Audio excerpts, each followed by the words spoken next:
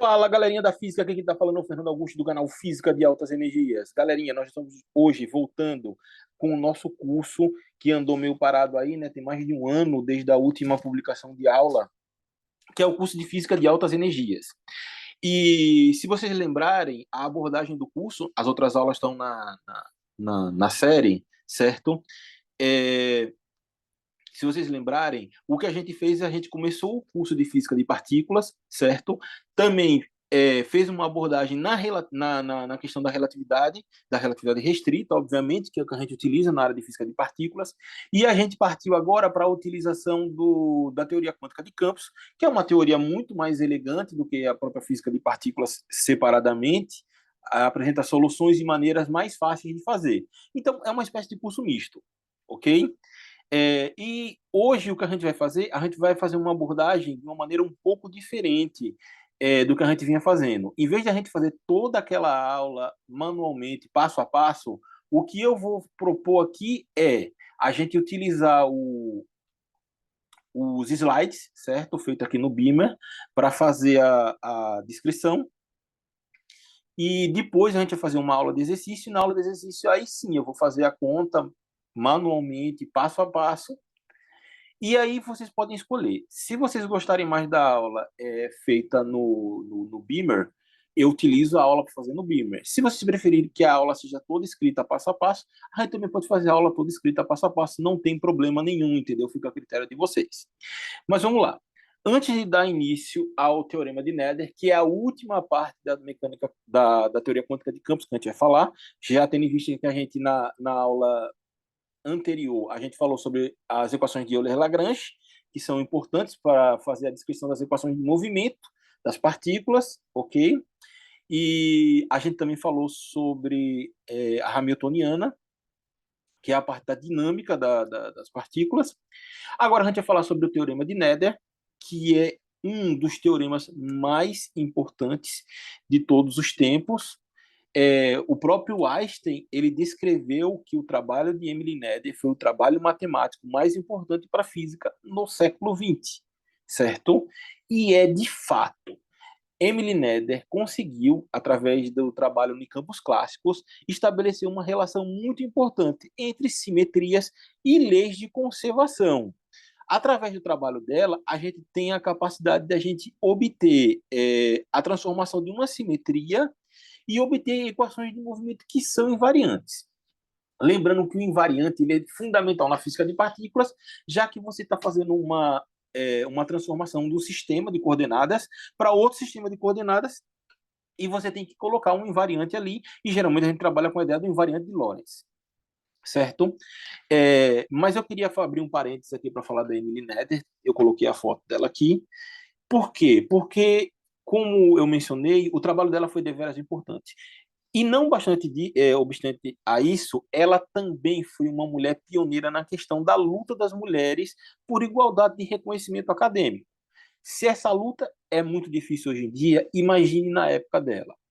Emily Nether, ela recebeu um convite dos brilhantes matemáticos Hilbert, que todo mundo que estuda cálculo, matemática, física ou engenharia conhece os trabalhos de Hilbert, e o Max Klein, né, que é um pioneiro da física de partículas, né, como a gente estudou aqui ele, né, do campo de Klein-Gordon, para tentar uma vaga na Universidade de Göttingen para ser professora, certo? E ela teve um bom desempenho na prova, aquela questão toda. Contudo, a adesão dela à universidade foi contestada pela Faculdade de História e Filosofia pelo simples fato dela ser uma mulher. Se as mulheres tinham dificuldade de ingressarem para estudar na instituição, imagine para lecionar. Mas o matemático David Hilbert ele acabou dando uma resposta que ficou muito famosa nos anais da história, inclusive ela está gravada lá na universidade, que é o seguinte: não vejo qual é o problema do sexo da postulante à vaga da professor. Afinal, o que nós precisamos aqui é de um professor e não de alguém que vai trabalhar numa casa de banhos. Foi a resposta que Hilbert deu. Embora Nether teve muitos problemas ao longo da carreira dela e da vida dela, que foi brevemente abrandada por conta de uma cirurgia na qual ela retirou tumores do útero dela, do ovário, e ela acabou morrendo em decorrência de uma febre posterior, provavelmente uma septicemia ou alguma virulência fortíssima que atingiu ela posteriormente. E, infelizmente, ela morreu com 53 anos e muitas das contribuições que ela ainda poderia ter dado não aconteceram, tá? Mas vamos lá. Como eu falei, o teorema de Nether, ele faz uma relação justamente no tocante à questão das, das relações, certo? De simetria existente nos campos e a conservação e as leis de conservação, certo? A sua primeira versão de teorema foi uma versão clássica, ok? Uma versão clássica, até porque na época que ela propôs esse trabalho não existia a mecânica quântica propriamente dito, e ele basicamente consiste de quê? De que se você tem um determinado campo, você pode aplicar uma transformação a esse campo, tá aqui a transformação, um exemplo de campo qualquer que a gente esteja trabalhando, e a partir dessa transformação, a gente vai obter equações, certo? Que vão ser invariantes na transformação e não vão alterar as suas equações de movimento e vão nos proporcionar justamente o que a gente quer, que é um invariante para que a gente aplique dentro do problema, nesse caso da física, entendeu? Os invariantes são importantes, como já mencionei. Tudo bem. Então, essa transformação de simetria, ela vai se tornar uma equação de movimento e ela se dá justamente por uma transformação simples desse tipo daqui, aonde a gente tem esse fator alfa aqui, que é um parâmetro infinitesimal, e esse ΔX aqui, se você for pensar em termos de uma curva, ele é uma deformação da configuração da fronteira desse campo, dessa curva que se dá, entendeu? Seria basicamente isso daqui. Esse resultado do problema de Nether ele é importante dentro da nossa teoria quântica de campos. Por quê? Porque o resultado dele ele não vai afetar as derivadas de Euler e Lagrange. E isso é muito importante. Além disso, vão garantir a invariância do nosso problema. Tá, mas vamos lá. Basicamente, o que a Emily Nether fez, engraçado, eu tinha pagado todos esses dados aqui, mas eles voltaram, né? Então, paciência. O que a Emily Nether faz basicamente aqui é o seguinte: ela vai aplicar uma transformação sobre a densidade lagrangiana. Aqui a gente está falando, pensando num campo clássico, obviamente. A gente está pensando aqui num campo clássico. E o que a gente vai obter como resultado dessa transformação que a gente está vendo aqui nessa densidade lagrangiana, a gente vai obter no final uma corrente, certo? Uma corrente J de μ, e essa corrente J de μ, ela vai estar ali relacionando as equações de movimento e ela vai ser a nossa corrente de probabilidade. Se vocês lembrarem, quando a gente estudou o campo de Klein-Gordon, a gente fez o trabalho lá no campo de Klein-Gordon e a gente obtinha uma equação da continuidade, certo? E nessa equação da continuidade, a gente tinha lá, basicamente, que era o d-Rom de t, certo? De ρ mais o, o diferencial aqui, o gradiente do j de μ, que seria igual a zero. Essa é a equação da continuidade, certo? E ela é obtida através do cálculo das correntes J de μ, que é um cálculo bastante trabalhoso. Não era difícil, mas era trabalhoso. E o que a gente vai fazer agora é justamente o contrário. Simplesmente aplicando essa transformação que você está vendo ali, o que a gente vai ter é a obtenção do resultado natural. A gente vai ter a obtenção da corrente natural. Então, quando a gente for fazer essa transformação daqui, já foi escolhido esse J de μ daqui para ser esse parâmetro arbitrário, justamente por quê? Porque a gente quer obter a corrente ao final do processo, certo? Então, a gente define aqui a densidade lagrangiana, ela está aqui definida, nesse formato daqui. Se vocês lembrarem, é o mesmo formato da densidade lagrangiana que a gente define quando vai colocar as equações de Euler-Lagrange, certo? A gente aplica uma transformação, essa transformação aqui, que você está vendo, que a gente está aplicando. E se você perceber bem, o que a gente tem aqui é o seguinte: esse termo daqui, é esse mesmo termo aqui. É esse mesmo termo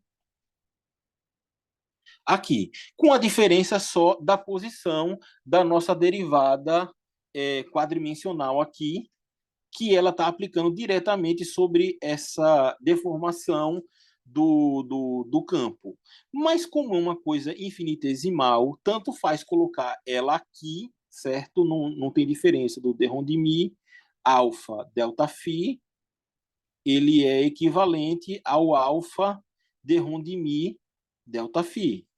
Como há essa equivalência, tanto faz. E o que a gente faz aqui é o seguinte: agora eu vou pegar esse termo daqui, certo? Vou jogar para o lado de cada equação e depois eu vou substituir o resultado que eu obter aqui dentro dessa equação da densidade lagrangiana.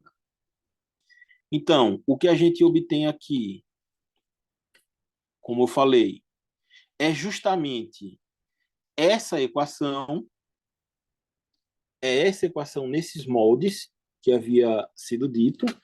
Tá vendo aqui? Na verdade, aqui é a separação dela antes, certo? Na qual eu pude botar em evidência o d rho de mi aqui. Aí eu vou jogar lá dentro da densidade lagrangiana e vou obter o resultado dessa maneira daqui. Percebam o seguinte: esse termo daqui,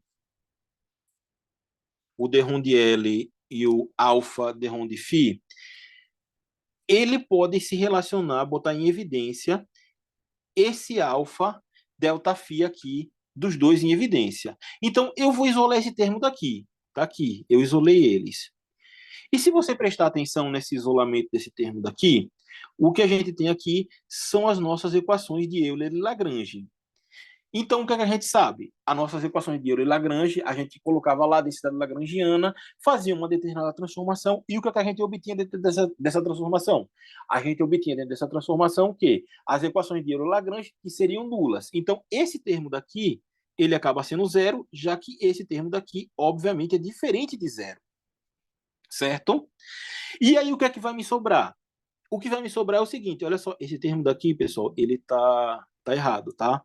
O termo que devia ter sobrado aqui era esse termo daqui. Então, o correto seria essa equação ser alfa delta de L igual a o d rho de mi, certo? Aí seria d rho de L sobre d rho de mi, d rho de mi de φ, ok? Pronto. E aqui multiplicado pelo alfa delta φ. Esse aqui é o termo que me sobra. Mas se vocês prestarem atenção e a gente puder pegar lá de volta a transformação que a gente começa o processo, a transformação lá para a gente era o seguinte, ó, só a termo de comparação aqui. Vou fazer na próxima página.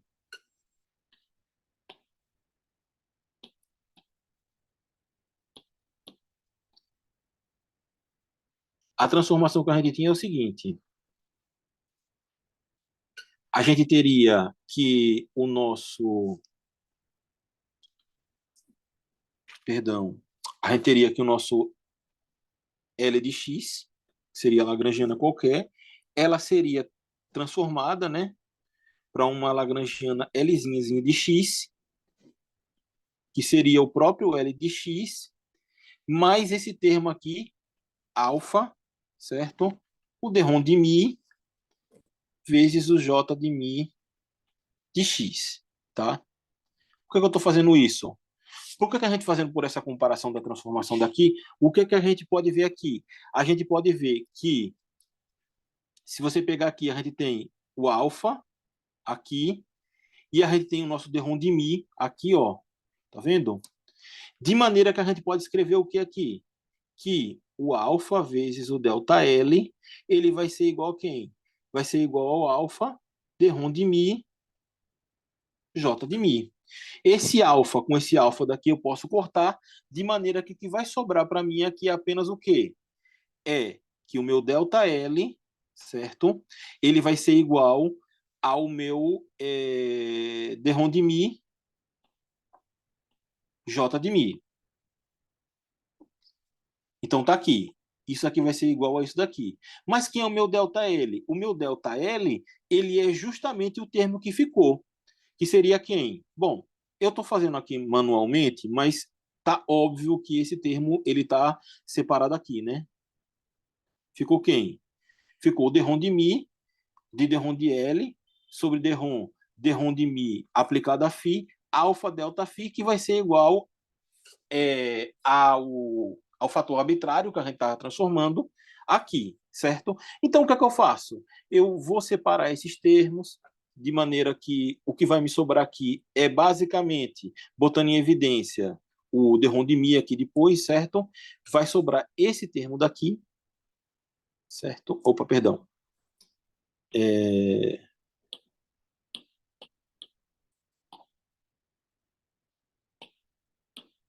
O que vai me sobrar aqui é esse termo aqui dentro, multiplicado. E esse termo daqui é o que a gente vai chamar de corrente conservada. Olha só, o derrom de mi aplicado, agora J, repare que esse J aqui é minúsculo, não é aquele J estilizado, igual a zero, vai ser uma corrente conservada, ok? Então, a gente vai ter aqui o quê? Passando para o próximo slide, que a nossa densidade de corrente, que é justamente o objetivo da obtenção para a gente calcular a densidade de probabilidade, a corrente de probabilidade, ela é obtida simplesmente pela densidade lagrangiana, certo? Esse termo da densidade lagrangiana, menos esse fator J de mi aqui, que a gente tem que ver quem é que vai ser ele na hora que a gente estiver fazendo resolvendo o nosso problema, certo? Um detalhe, o que a gente fez aqui foi a descrição para um único campo, certo? Se a gente tiver mais de um campo, por exemplo, se a gente tiver mais de um campo ou mais de uma simetria que a gente vai fazer a transformação, vai ser necessário fazer uma transformação para cada caso desse. Então, há necessidade da gente impor aqui simplesmente esse somatório para o primeiro termo. Por quê? Porque esse somatório daqui está garantindo que para cada simetria e cada transformação, a gente tenha que colocar a sua contribuição. Esse J de mi, o fator arbitrário, não tem essa necessidade. Então, a nossa equação geral é essa daqui, certo? E como é que a gente vai aplicar ela? A gente vai pegar um determinado campo e, a partir desse campo, a gente vai ver quantas simetrias a gente tem que trabalhar e, a partir disso daí, a gente vai fazer esse trabalho. Pessoal, a próxima aula, que vai ser em breve, a gente vai fazer o quê? Vamos fazer a aplicação do que a gente viu até o momento da teoria quântica de campos, certo? A gente vai pegar esse campo daqui, certo? O campo está marcado aqui como uma densidade lagrangiana. Esse QG aqui é de Klein-Gordon, né? Eu não preciso mencionar. Lembrando que o campo de Klein-Gordon ele faz referência a uma partícula massiva e de spin nulo. E aí a gente vai escrever as equações de movimento dela, né? Que são as equações de Euler-Lagrange, certo? A Hamiltoniana e ver o que cada termo dessa Hamiltoniana representa. E, por fim, a gente vai calcular a densidade de probabilidade e a densidade de corrente para esse campo, certo? Essas densidades aqui, aí a gente vai usar o teorema de Nether, certo? A gente vai utilizar o teorema de Nether para obter essas densidades, e aí a gente vai ver a aplicação de tudo que a gente viu até o momento, e vocês vão ver o seguinte: depois vocês vão fazer um comparativo com a aula que a gente faz esse mesmo cálculo para as densidades, só que de uma maneira diferente da física de partículas, e vocês vão poder ver o quanto mais fácil é desse jeito aqui, certo? Então, eu gostaria de pedir desculpa pela demora, E perdão, estou meio enferrujado com relação a fazer a aula desse jeito aqui, entendeu? Vocês depois me digam o que vocês acharam da aula, deem um joinha e siga a gente no canal. Então, a próxima aula, que ainda vai ser essa semana, entendeu? Já tenho o exercício resolvido, só vou botar ele no papel, vai ser justamente a gente fazer a resolução desse exercício e a aplicação do que a gente viu até agora da teoria quântica de campos, antes de a gente passar para o campo de Dirac, que seria o próximo interesse do nosso curso, ok? Então, meu muito obrigado e até a próxima.